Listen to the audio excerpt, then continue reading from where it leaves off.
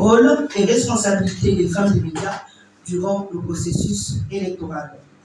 Cette journée est donc l'occasion pour nous de sensibiliser, d'améliorer les connaissances des femmes des médias, également sur les innovations de la loi électorale pour une meilleure couverture médiatique des élections générales à venir.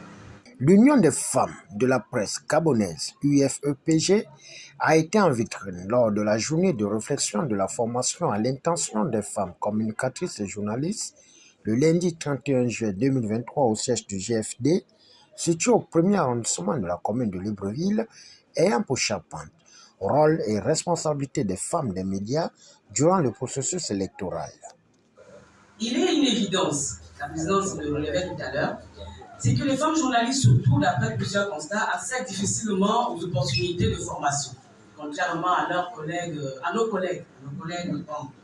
Et il y a un manque de capacitation qui est un danger susceptible d'être cause de désinformation, de propagande. Elle a également relevé que difficilement les femmes sont pointées du doigt dans ces propagandes-là. Alors on est là, n'est-ce pas, pour que ça continue. Il est hors de question que durant ces élections, qu'on pointe du doigt une femme qui aurait mal fait son boulot ou qui aurait prêté l'oreille à des rumeurs et qui ne serait pas allé vérifier tout ça. Nous sommes donc réunis ici pour rappeler, n'est-ce pas, le rôle, la responsabilité des femmes des médias durant le processus électoral. Car nous devons de faire la différence.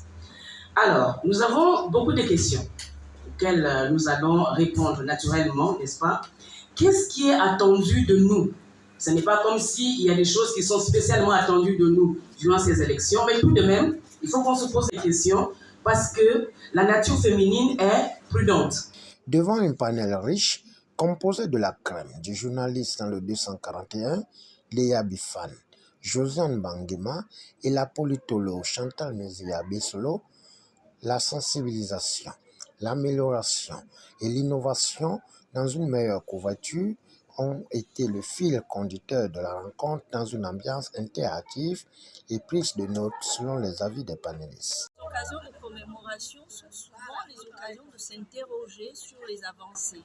Et on a le bonheur justement d'être à quelques jours d'un moment important pour notre pays. Donc il était, je pense, judicieux que les femmes des médias, elles aussi, s'interrogent sans nécessairement attendre les moments de formation officielle, qu'elles s'interrogent sur ce qu'elles peuvent apporter et comment elles peuvent bien pratiquer leur profession pendant le moment délicat que va connaître le pays. Aujourd'hui, déjà, je dirais que le sensationnel est à proscrire en période électorale. On fait du journalisme, on ne fait pas du journalisme d'audience. Parce qu'en général, c'est ceux qui ont besoin d'audience qui font dans le sensationnel pour avoir plus d'audimat. Or, nous, on fait du journalisme pour informer les gens, pour édifier les gens sur les choses vues et entendues. Donc, en période électorale, période très sensible, il est recommandé aux journalistes de traiter les informations avec beaucoup d'ardeur et de subtilité, tout simplement. Merci. Ce jour-là a été organisé justement pour nous interpeller, nous en tant que femmes des médias, sur notre rôle et notre responsabilité durant le processus électoral. Vous le savez tous, l'éthique professionnelle et la déontologie sont souvent mises à mal parce que les journalistes, à cause de leur sensibilité ou de leur digne éditoriale, dévient quelquefois.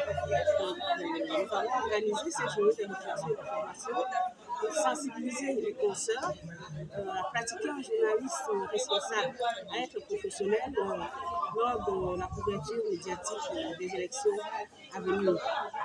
C'est essentiellement ça, c'est-à-dire non seulement les outiller, mais les amener à être responsables de leurs écrits, responsables de leurs différents reportages durant la période électorale et même au-delà.